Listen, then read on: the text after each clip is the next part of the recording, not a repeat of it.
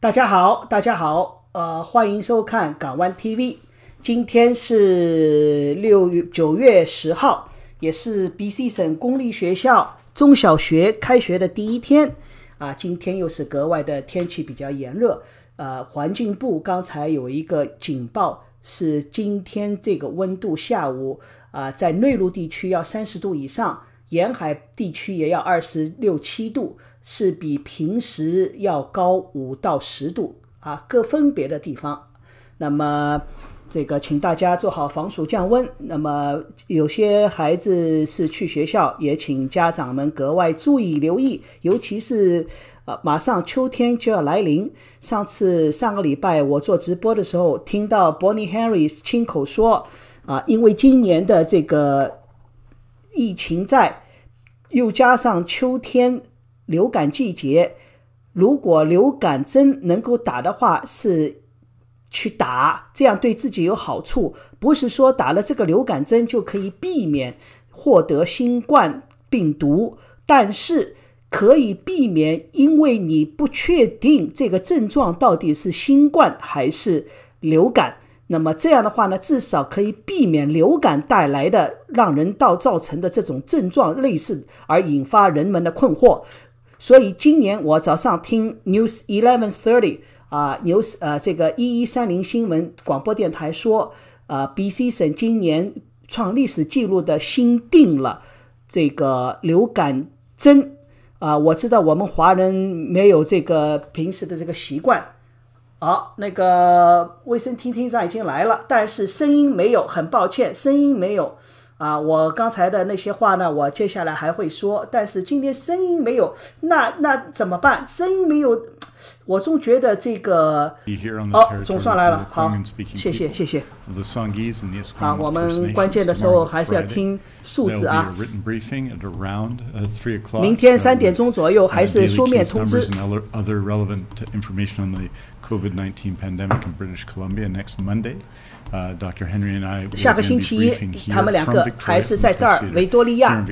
这个维多利亚省政府地下室新闻简报室。那么现在请 Dr. Bonnie Henry。Thank you very much and good afternoon. 我估计是3位数。Today we have a new record high number of cases 新纪录 who have tested positive, 139 people 139个 bringing our total to 6,830 people who have been diagnosed with COVID-19 in British Columbia.That includes 2,343 people in the Vancouver Coastal Health Area, 3,551 in the Fraser Health Region, 187 people in the Vancouver Island Health Region, 642 people in the Interior Health Region, 203 people in Northern Health, and 84 people who normally live outside of Canada. 好，我都会给大家说。 We now are up to 1,412 active cases in every health authority in the province, of whom 42 people are in hospital, 42个住院了 are in critical care or ICU. We have no new deaths to report today. 没有新增死亡，14个住在 ICU。We now have continue to have 3,109 people now under active public health monitoring because they have been a close contact of a case, and we have 5,190 people who have recovered from COVID-19. 好，我都会给大家讲。 outbreaks to report. There are 16 currently active in our 现在有16个记录在案的活跃的社区爆发 units in acute care. 包括了长期护理院以及3个急诊性诊疗所的疫情爆发。等这个卫生厅长上来在总结的时候，我再会给大家讲一下。There are continuing ongoing exposures in many communities. 他说，现在看来，我们全省各个社区都会有爆发这个传播的风险。所以希望大家还是经常的看我们的 BCCDC 网站，以及遵守我们的行为规范。现在是对大家来讲都是很大的困难和挑战，在接下来的可能几个月，可能接下来的1年，可能几年。这个希望大家能够找到新的平衡，要学习惯与病毒共舞。这个是使得我们记住如何保护自己。确保我们所做的行为，所采取的各种行动能够对我们社区带来风险还是怎么样。所以我们已经学到了很多，取得了经验教训。我们希望恢复到正常的，我们希望能够继续，大家能够继续的在持续的，我们也在学习，在积极经验，我们如何的去阻止这个病毒传播。但我们还是要往前走，所以我们现在做各种各样的尝试，我们现在也要控制这个病毒传染的风险把这个风险降到最低也好。所以我们现在要马上就要这个呼吸道疾病这个流行的季节来了，我们一定要做好充分的准备。所以我们一定要做行动要坚决一定要统一这个是我们现在做好这个时候要额外的一层保护自己了，这个是正好这个时候如果你不舒服，你生病的话，就待在家里远离人群。那么他说今天呢，很多孩子都开始回学校上课去了。我也知道很多孩子和家长又焦虑又兴奋这是全球几百万的孩子都回到学校上课去了都是在这个全球流行病当中他说我现在的自己的姐妹也是我自己年轻的时候也都这样所以我们希望大家还是往回走一走我们需要习惯我们自己的新的常态，我们自己每天所做的事情要新的这每天。那么我们现在也要希望包括我们的这个医疗工作者这个教育工作者，我们都是在努力的减少这个病毒传播的风险，让病毒不容得轻易的传播特别是在教室里边教学的时候那么每一个学校每一个孩子我们的每一个公卫系统工作人员教育工作者都准备好了那么就像这个过去的几年了，我们只要有这个任何的事情需要我们都会及时出现我们过去也各种各样的流行病有什么口足疫有这个疟疾我们都就这么做的，我们都有一套行之有效的办法，所以我们也始终提高警惕，我们知道潜在的风险，我们也会用各种各样的这个行动的这个代号，英文里面叫代号就是规则我们都有各种各样的计划在我们每一个 BC 省的社区里边能够积极应对，让孩子们度过这个学年。所以我们每一个孩子也会知道，每一个教育工作者知道，每一个这个教育系统的人都知道，我们都会现在是进入新常态了。我们也是意识到这个全世界也是这样，我们现在这个常态就是新常态包括这个教师孩子们的家长还有孩子们的护理者等等监视者我们每一个学校校区都是每一个孩子们都会学习最基本的这个应对的保护知识大家也是在接下来的几个礼拜也要这样学习如何去这个一些基本的知识应对这个新冠疫情希望我们能够顺利的度过这个困难时期。所以我们也这样的话，我们也是使得我们的社区能够安全同时呢平衡的往前走不是说彻底关闭就是这个意思。他说这个平衡就是这个意思。所以这个也是包括了我们也要保留一些重要的这些教育活动学动教学活动。我们每一个人都在每一天都在对这个新冠病毒有一个新的了解和认识。我们也有很多的资源告诉大家如何指导大家如何度过这个困难如何面对这个病毒和疫情。我知道也有很多的事情，很多的挑战，特别是学校这个事情所以我们也会帮助大家找到正确的应对方法。我们每一个人都是要希望大家都会不一样特别是这1-2个礼拜是给孩子们一个教育如何正确面对这个新冠病毒。这个希望我们也是希望孩子们呢也是尽量人群少的聚集如果不舒服呢就待在家里这样也是要希望请大家知道我们 BC 省目前还是很强壮的很健壮的还是很好的我们现在新冠疫情的传播率还是很低的这样的话呢使得我们能够还是能够从事一些重要的社交活动包括孩子们的教学所以我们现在需要共同的努力能够把这个疫情曲线拉低所以我们也希望大家时刻提醒自己我们一定能做到我们已经能够做到我们已经做到过了所以我们希望还是大家继续做能够安心又是这个刚才话但是没有 be calm be safe be kind 没有说今天没有说今天是一个历史新高139今天一开口 Bonnie Henry 就说了新高 interpreter Jessica Seegers who's with us today and beside me somewhere and it's great to have 那么卫生厅长也说到了一个翻译官也就是可能是手势的他说平时待在both Dr. Henry and myself 他说他们2个都是很重要的这个给大家每天这么多信息每次给大家做新闻简报很幸运这个过去24小时里边没有人死亡新增死亡跟这个新冠疫情相关的死亡没有我们也是感觉但是我们意识到在过去213个人这个由于新冠病毒死亡这个都是对家庭损失朋友损失对大家来讲都是很困难的这个也是格外的痛苦这个我们的心思在你们在一起我们人员的损失永远是最大的那么也是看到了公卫系统的工作人员积极应对这个各种各样的疫情出发这个也是对我们的社区也是一个很大的困难那么今天大家看到了139个了他说这个很多的数字所以我希望大家能够记住引起警惕今天这个新增这么多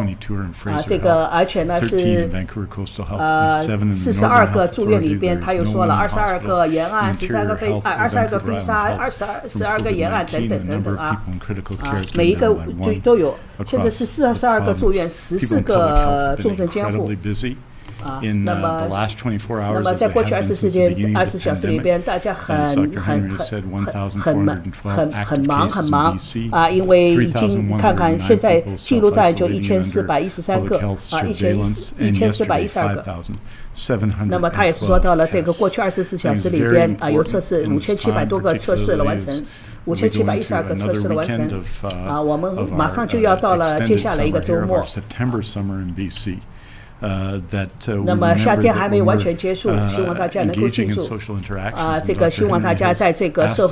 从事社交的活动时候还是要保持安全距离我们的社交的活动这个是希望大家还是遵守这个6点Stick to 6 if you're hosting a small gathering in your home. 它是这个6点到6点我不是很清楚因为不是说9点钟关门吗有些酒吧 going out with others or having them over. Remember to choose from the same group of people, the same 6 people. 希望大家尽量接触的人员是固定的6它这个6到6不是时间记住大家是6到6就是你6个人包括你自己家里人等等这个意思An update to our surgical recovery 那么今天呢他也会给大家宣布报告这个择期恢复择期开刀的数字那么我相信这个比较枯燥我给大家不是所有的朋友都是一开始就打开的那么今天创纪录的今天 BC 省首席医官 Bonnie 一开口就说今天有一个创新高的记录就是过去24小时里边新增了139个案例大家觉得都很可怕。今天又是开学的第一天，伴随着开学的第一天，反而有139个新增案例创历史纪录。那其中呢，这个延案是2343，飞沙是3551，岛上187，内陆642，北部203。那么在境外获得的 BC 省境外获得的是84，现在记录在案 active case 是1412。其中42人住院，住院的里边有14个在重症监护。好的是在这个24小时里边没有死亡，新增0死亡。现在呢已经是在重症在这个公卫系统的监视下，3909个人在监视隔离中。那么累计到现在已经有5190个痊愈。Mount St. Joseph's Hospital in Vancouver on the 所 east 以 side, 这个还是比较 and 可 3怕。Saturdays dedicated to the surgery. 好，我还是回到我刚才说的。 200那么前2礼拜呢 cataract ，Bonnie Henry surgeries 也是在答记者问的时候也提到了，就是这个流感针。那么刚才我说到一半，因为他们开始了，那么流感针还是很重要的，因为现在这个流感的症状和新冠的症状是一样的，所以呢，你如果打了流感的话呢，那么流感这里边的风险就比较低了。那如果你还是有这些症状的话，那基本上就可以怀疑这个是新冠了。所以流感针很重要。今年呢，BC 省新定了历史记录，又是历史记录，新定了很高的，现在准备了200万支这个流感针，全省现在是近500万人。那么流感针现在预定了200万支流感针，那么大家只要有条件，就到各个家庭医生或者是 Shoppers Drug Mart 或者是这个Pharmacy 这一类的，只要有药剂师那边的都可以帮你打针。那么只要告诉他们家里边有老人或者有小孩。都可以打。这个是去年 NDP 省政府 NDP 上台之后，这个新来的政策，之前都是要付25块钱一针。公卫系统的工作人员是必须打的，教师他们是必须打的，免费打的。那么其他的人是要自费的。那从去年开始，只要登记说我要打，那就基本上给你打了。The way they could finally make eye contact in real time. She told me how at her one visit a week. 那么我们的卫生厅长现在又讲了一个故事啊，是一个老人在长期护理院的一个故事，就探亲。因为大家都看到了吧，现在有这么多的长期护理院又受感染了。这里边我认为有些是探亲引起的，有些是职工自己不注意在外面下了班自己这个外面去什么餐厅啦、什么酒吧啦，导致了呢把这个病毒又带到长期护理院了，所以这个又比较紧张。那么其他的呢还没有。那么住院率现在提高了42例，但是呢重症监护，说实话啊，我不是为谁说好话啊，14个相对来讲还是比较低的。我看了一看，像比如说7月20号是16个住院，4个重症监护，22号是17个住院，3个重症监护，对吧？23号是16个住院，3个重症监护。那么27号呢，11个这个住院，3个重症监护。那么到了27、20号5个住院，2个重症监护。这个还是说实话啊，那时候也就是新增什么29个、36个。好了，到了8月份开始了，到了8月份那个住院呢也是到了，我看了看是从住院人数是从8月。24号以后18个、22个、28个34个、32个等等。那重症监护呢，基本上都是在在这个11、12、10个他也是说了啊，这个卫生厅长也是说了，大家要洗手，经常洗手等等等等这个今天这个伯尼刚才说了，伯尼医生说了。孩子们在这个2个礼拜在学校里边，只要去学这些知识就要提醒孩子们要经常洗手等等咳嗽怎么办？And there is a long way to go. Well, every day I read, Dr. Henry reads, hundreds of people who contact us. 他说我们每天包括保尼医生每天都会收到几百个读者的信啊，他们告诉我们他们自己的事情，我们都能理解啊。他们也是知道如何保护自己，他们如何做到了，就是经常洗手啊，如果要戴口罩就戴口罩，不舒服就待在家里等等，这是他的意思所以这个是希望大家能够继续的保持这个良好的习惯这个应对这个疫情开始困难的季节来了。那么卫生厅长现在又用法语在做回应。213 décès en Colombie-Britannique. Nous continuons à offrir nos condoléances à tous ceux qui ont perdu leurs proches durant cette pandémie. Chaque régie de santé, bien entendu, de la Colombie-Britannique compte des patients atteints de COVID-19. 2343 se trouvent à Vancouver Coastal, 3551我听出来一些数字，但具体的不懂。但我知道他在读数字，也就是说各个卫生局下面的数字。Il y a aussi 84 cas de personnes qui vivent en dehors du Canada. Parmi l'ensemble des cas confirmés de COVID-19, 42 personnes sont actuellement hospitalisées, dont 14 en soins intensifs. Merci beaucoup. Thank you very much. We're happy to take your questions. 好。Thank you, Minister. As a reminder to everybody on the phone, please press star 1 to enter the queue. You will get one question and one follow-up. Please also take your phones off mute. You will not be audible until your name is called. First question is from Michael Buserque, CNN. CNN 来啦。No. Michael Buserque here from I'm a contributor to CNN Opinion, calling you from 他是 CNN 的那个联系记者。Minister Dr. Henry, we have a piece up on the site today 他说今天是新高 explaining how Canada crushed the curve, the COVID-19 curve compared to the United States, and there are a number of 那么其他的加拿大的全省除了加拿大其他的加拿大其他地方包括美国都才下来了。 We're more rule followers than rule breakers, and I think there is synchronized public messaging and really to-the-point messaging from people like Dr. Henry, a very no-nonsense approach. But I'm wondering, could you summarize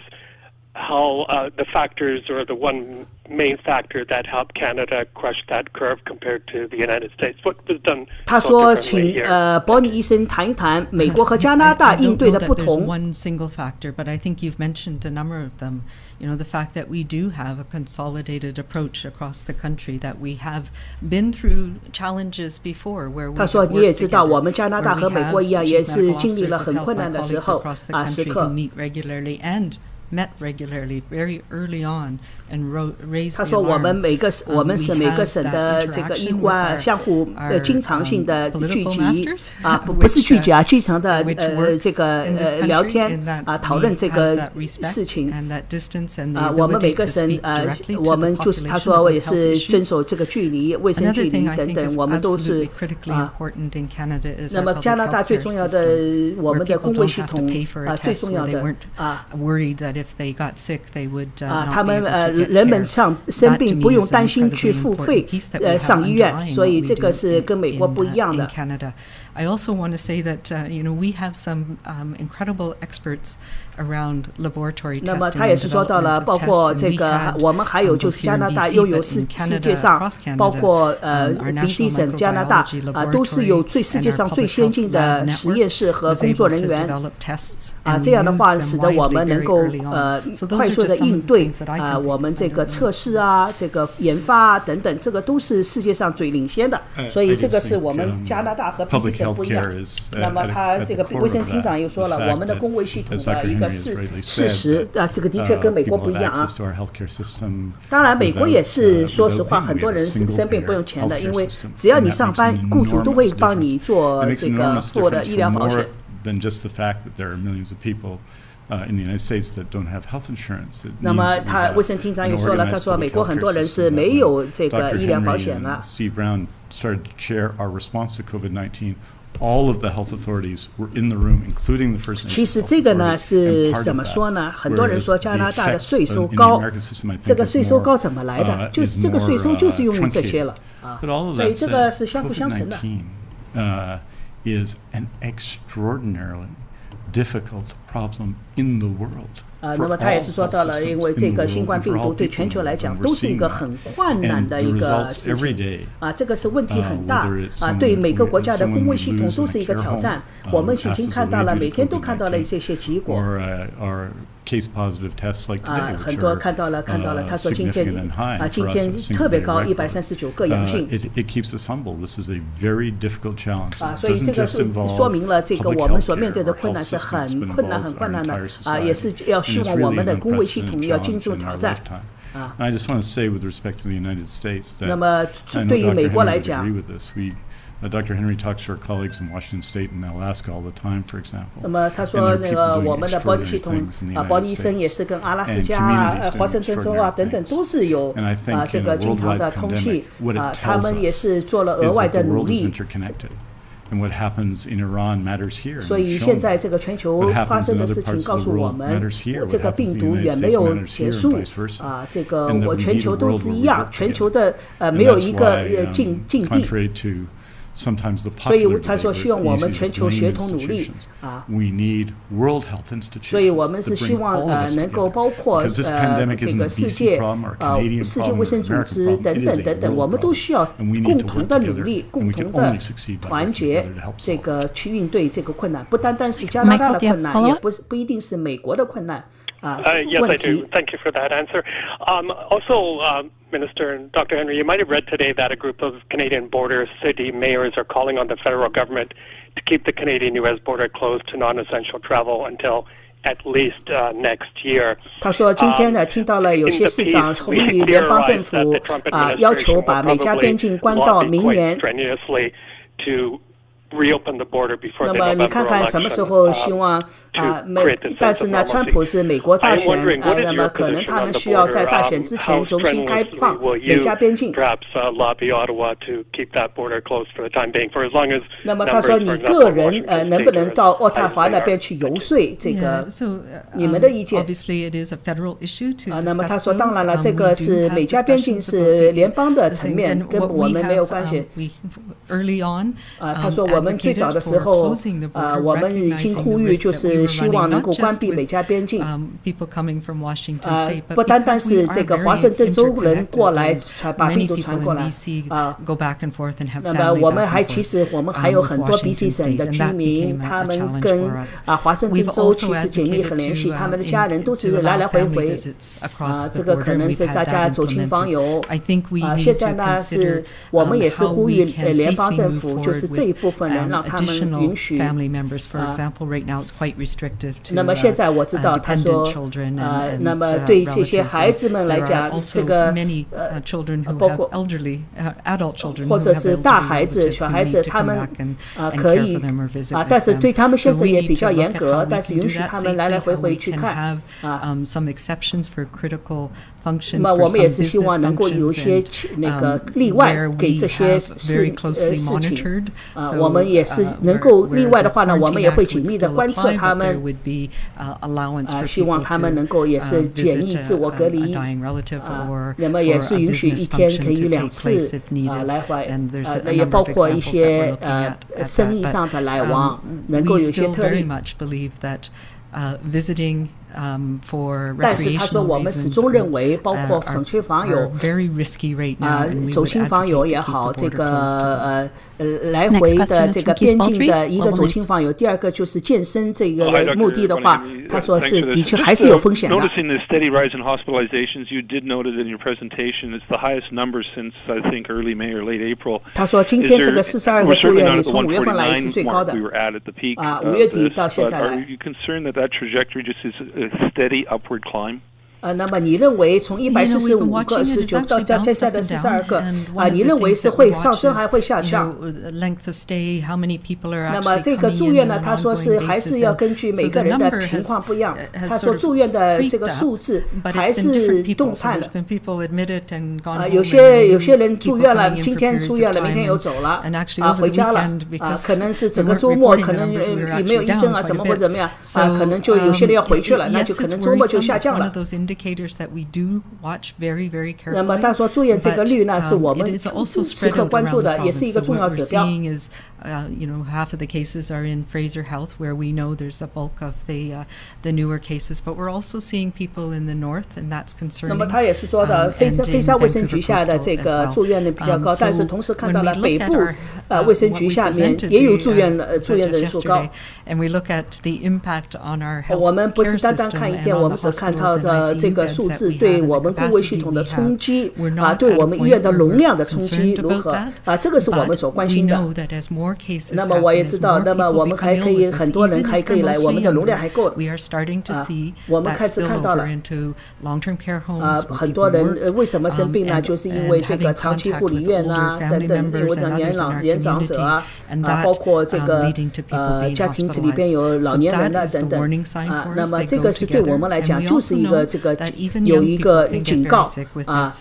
这个很有意思我一定要再说明一下，这个英文里边包括公卫系统人认为阳性和病没有关系的，不是我们中国人认为你有阳性了就是病他们认为病就是住院了才是病，所以刚才他说的这些话里边就是说到了住院是这些人是生病了才住院，一般呢就不是住生病就是阳性就是回家。那么现在呢就是长期护理院也好，家里有年长者又慢慢多起来了，所以住院的又高了，得病的人又多了，所以 Bonnie Henry 刚才后半段说的住院生病就是指这个问题不单单是说你阳性了，他不认为你是生病。Yeah, there's a couple of clusters that are related in several areas of the north. 那么他说北部卫生局下面也有零星的一些感染的病例。Hospitalizations are related to people who transmission that happened. 那么他也是说到住院的问题呢，也是因为这个北部的医院比较少，都是有些是转医院引起的这个动态的分布。所以对北部来讲，他们比较比较困难。那么现在还有一个问题，就是阿省传过来的这个病毒的。What we are thankful for is that we found the contacts and we're 那么很幸运，他说我们也是知道了哪些人接触过了北方那个阿省过来的人我们也是很有信心的能够足够的找到在这个很短的时间里间找到跟踪他们。23 cases doesn't seem like a lot in many communities, but we know the north is stretched, and the resources that we have in public health to follow up with everybody is being stretched. 那么也说到了北部卫生局下面也是在公卫系统的很多很辛苦。他们每个人都在积极跟踪调查所以找出来了。那么可能还有23个，他说。Positive or people who are in quarantine still right now. 那么现在呢，还有很多人呢，就是在自我隔离，以及在这个后面下面就是在家里边或者是自我隔离。Hello, can you hear me? Yep. Hi, sorry. We're hearing a lot about long haulers or people who have had COVID-19 symptoms for like months after even potentially recovering. I'm just wondering if BC is engaging in any specific local research on whether that's a concern here, if you have a ballpark number of people you're monitoring or anything like that. 那么我们有没有这个全省的这个监测的具体的数目？他说是的，我们知道。我知道这个大陆低陆平原有一些诊所。他们有both ongoing clinical management and support to people, but also 那么这些诊所都是在积极的支持他们这些自我隔离或者是建议状态。那么我是看到了很多都是年纪轻的人，他们是阳性上升。我们也是知道了这个通过这个发现调查，我们去学到了很多。那么我们看到了这个病毒对血管、对心脏的冲击包括了这个症状是呼吸短促乏力等等，特别是乏力等等可能会有持续几个月这个是我们很清楚了现在。但是我们还有一些不知道的我们现在所以在全球观察是不是这些人恢复了之后慢慢是要1年以上才能全部恢复 something that's going to cause long-term impacts 或者是说得了这些病毒之后对人有长期的负面影响这个现在都不知道，这个是对大家来讲也是挑战。那么现在看到了3月份得阳性的人，现在还有些人还没有完全恢复到正常。那么我也知道了，现在有很多的项目，医学项目被资助用于研究这个新冠病毒获得之后的感染之后的痊愈的情况。那么我们 BC 省呢有一个 Michael Smith Foundation 基金会这个通过 UBC 和 SFU 这些很多就是研究这个开展这些项目包括还有很多的国家都在研究这些来应对这个。What's happening in other countries around the world, and part of that is things like some of the therapeutics and the vaccine 包括了还有疫苗的研发，还有治疗方案的研发等等这个包括了很多人的跟踪这个阳性之后获得阳性之后的跟踪以后等等，都是在研究很多的研究。Long haulers would kind of not take up resources, but continue to use resources from the healthcare system. 他也说到了这些获得阳性的人，他们可能是还在用我们的医疗资源，可能是2个月等等，还在有症状等等。那么他们或者是回家上班，回家还是回去上班。那么他说我们也在学习这些，每一个人的不一样，情况不一样。我们知道。有些人的病症状跟新冠有关，有些不是。那么他说感冒的疾病也会，流感的疾病也会产生同样的症状和后遗症，所以这个是对我们来讲困难的就在这儿。所以很多问题还是在持续当中，大家都在持续那个积极的应对研究调查。Because Dr. Henry, earlier you said that there's 642 cases of COVID-19 recorded in the Interior Health Region, and that's 180. Jump from yesterday, so I don't know if 这个记者好厉害。他说今天你说内陆是642，昨天是没有那么多，一天一下子多了180个，你数字是错误了。他说是可能。So that hasn't changed from yesterday. 昨天是多少？ There's no new cases in the interior today. 他说内陆其实没有新增，就是642，昨天也是642。那么可能这个记者搞错了。Discussion in the past couple days about banquet halls and what qualifies as a banquet hall and what doesn't. Are you clarifying now with various places that don't consider themselves 他说我们前几天讨论了有些宴会厅有没有资格重新开就是这个开放，那么有没有这个新的公卫系统的这个政策条例？他说是的，我的办公室我们已经制定了一些种类，包括了解了这个问题发生在什么情况。你的理解是对的。那么他说有些新冠阳性的扩大不一定是很多人没有遵守这个我们的行为规范。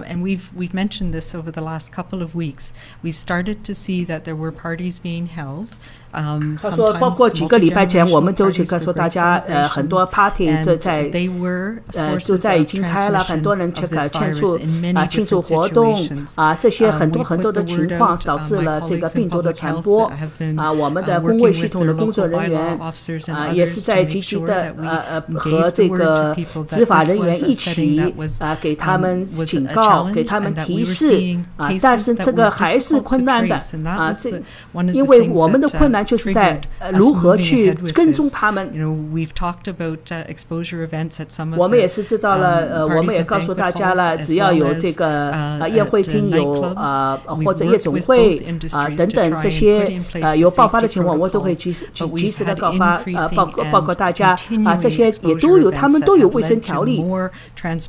但是现在看到了这些行业持续的在发生病毒的传播。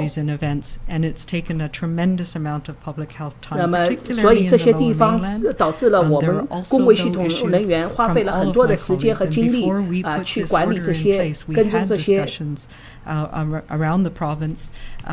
and it was not just a local issue, which is why 这个也不是一些地方的问题，这个是全省的都是一样的。areas, but yes, we are working out the details. 所以他说我们现在已经有很详细的计划和 which is included and which isn't. 包括哪些可以，哪些不可以包括进去，哪些不包括进去。venues where we know there 哪些 have 地 been 方 problems, where 我 we 们 know 知 there 道 has 哪些 been 地方有些困难 transmission. 这个传播的会。那么他说我很坦然来讲这个对我们来讲真的是很困难我也是记得跟他们跟那个宴会的行业协会积极探讨我们也是限制50个人的命令。我现在看出来 Bonnie Henry 其实他面临的压力很大每个行业协会去找他给他压力了这个不单单是政府了这个我们的观念还是要变一变。And unfortunately, that wasn't able to be managed in a way that reduced the risk to the rest of our community, and that's why, as a last resort, 小兔子厉害462。但是呢，这个 Bonnie Henry 他刚才看了看，他说昨天和今天是没有变化，就是642，他确认的是642我看一看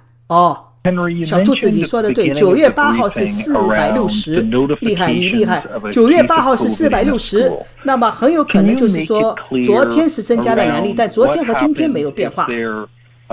那么那个女记者是说错了，她说是新增了180例，我觉得那个女记者是错了。School cases online so the public can see those cases, and then what qualifies for a school outbreak compared to just a case in a school. Sure, and these are we have a protocol that if it's not up yet, it will be on the BCCDC website. 他说我们的 BCCDC 的网站上也有这个学校的这个条例。哪些情况下and children right now, because we have transmission in our community, 那么他说现在学校社区里边都有传播这个病毒都在我们社区里边可能有些孩子有症状，有些孩子没有因为他可能是在家里边没有症状，在学校里边有了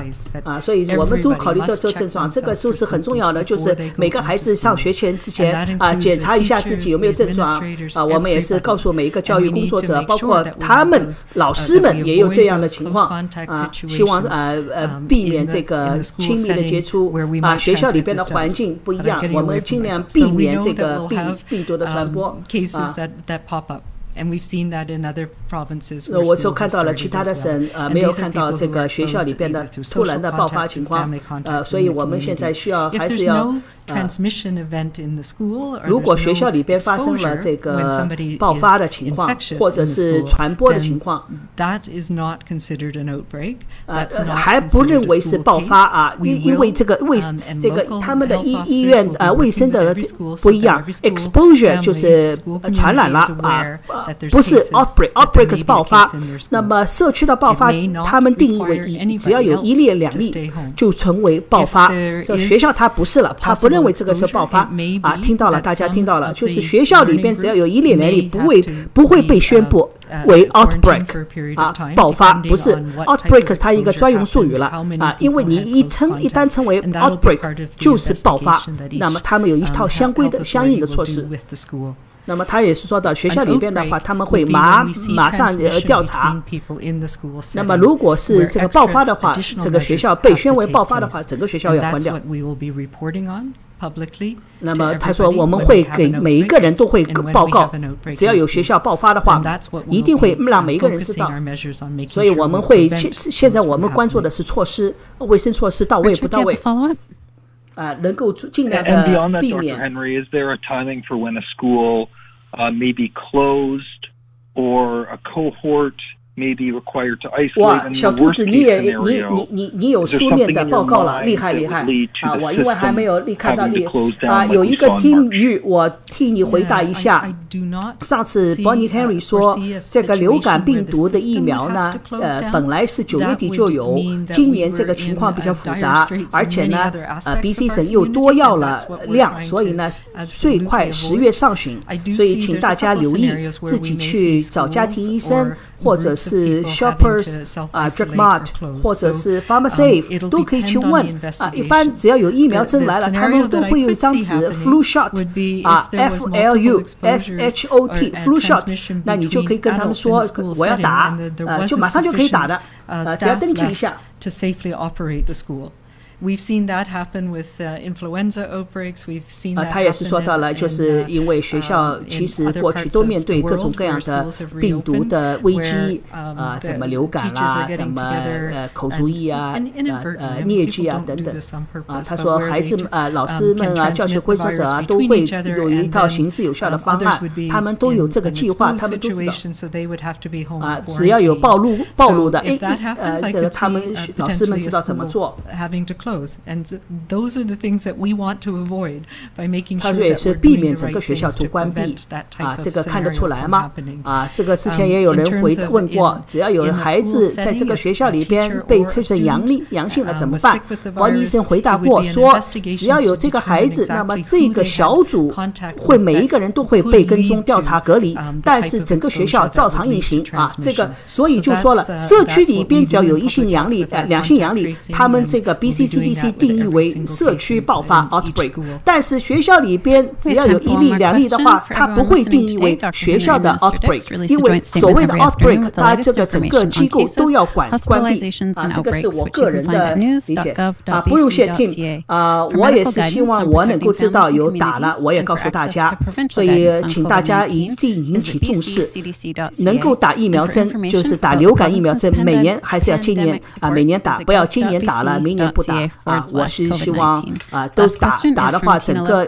流感季节获得流感的概率会很低。Dr. Henry, the World Health Organization recommends waiting to open schools until there are 2 weeks without infection rates below 5% in a community. Fraser Health numbers right now are at 6.13. What's giving you the confidence with the COVID infections rising that it's okay to mix students 1 meter apart? Yeah, that's one marker that the WHO refers to, and that was a single day where we had lower numbers of tests. So it's not one that I use as an absolute cutoff. We've talked about this a little bit before. We look at numbers of cases per day per 100,000. 他说我们每天看的是要看很多数字，这个是10万人里边每天新增的，每天获得的阳性案例是多少？Data last week, the cumulative 累计的是多少每10万个人里边我们现在看来我们这个是 BC 省还是很低很低，跟其他地他说跟其他的地方比起来，我们的 BC 的这个传播率还是很低的，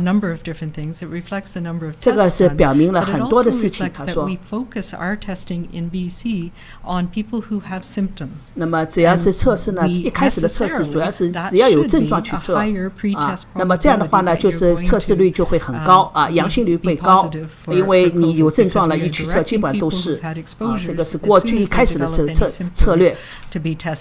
So to me, actually, the fact that with the numbers that we have and the people that we know are contacts being tested, that's actually reassuring. It means we're catching people. 那么他说对我来讲，我觉得他个人认为我们的现在测试策略还是对的，只要是抓基本上一抓就一抓一个抓得准了就是绝对你要去测了，基本测出来就是阳性了，他是这个意思但是现在不是，现在一天就5-6千个测试量现在因为都开放了，你要去测就测。For schools, and then every single district, every single school is putting in place their plans. 他说每一个教学区、教育局和每一个学校都有自己的特殊的自己的教学计划卫生计划。如果有一个爆发的话，他们都有应对的计划。那么这个特定的学校都有，每一个特定的学校都有特定的计划应对这个爆发的情况。那么它是也一定要确保孩子们有这个学习的经验啊。这个其实呢，我今天呢，我说一些额外话啊，我先声明一下，我呢也不是这个医疗工作者，也不是这个等一下啊。我呢不是医生，也不是医疗工作者，但我每天呢基本上每次都是收看Bonnie Henry 的这个新闻简介新闻简报，所以呢我把我知道的也告诉大家。那么今天呢，我个人的孩子呢是读书回来了，今天就1个多小时 orientation， 平时也是，但是呢他们的学校呢是就是分年级，然后呢平时都是一起报到。今天呢今年不一样，一个年级一个时间段，几年级在哪个时间段，哪个年级在哪个时间段。那么这样的话呢，避免孩子们就是聚集在一起。那么我今天看到很多中学生孩子们都是戴口罩，绝大部分戴口罩，这是第一个。第二个呢，上课呢基本上就几门课是在学校里边上，其他的我估计老师们都选择在网上上了。比如说大家都知道的英语数学还有这个法语等等。但是每个孩子呢就2门课是在学校必须上的，其他呢就没有不得选择的，就是老师给你安排在学校网上上，就是家庭网上上了。那么同时呢孩子们和孩子们之间呢，原来中学里边呢不是固定的，就是今天你这个2门课是这个同学明天那2门课是那2位同学，现在不是了，所有的孩子们都是一个班，就是一个班了，和中国的一样了，固定了现在的这个中学是固定了。原来这个新冠疫情之前 BC 省的中学的设置和中国的大学一样包括比中国的大学都不一样。中国的大学我们都是大班小班都是固定的，而这儿的中学呢和这儿的大学都是一样，就是你这门课是这几个孩子，那门课是另外几个孩子都是错开的。但是新冠疫情来了，不管了，所有的孩子要上这个课就一起上这个课，你要不上这个课，大家都不上这个课了。好了，那么我也给大家分析到这儿再是啰嗦一下。在过去的24小时里边新增了139个，这个是历史新高到了6830例，其中沿岸卫生局2343例，飞沙卫生局3551例，岛上卫生局197例，内陆卫生局642例，北部卫生局203例，在境外获得的是84例，现在记录在案active 的是1412例，住院42例，其中14个在 ICU。 很幸运的是昨天到现在没有死亡累计到现在呢已经有5190例痊愈了。那么目前站在有3909人在自我隔离，或者是在被我们的公卫系统的工作人员的监视下跟我们叫监督下吧，好吧。好，明天是书面，各位网友只能到下星期一我们3点钟准时再见。感谢大家的收看。今天天气特别炎热，卫生部也要求大家多喝水，今天的温度高而且比较干燥明天降温，请大家注意保暖。好，谢谢大家，我们下期再见。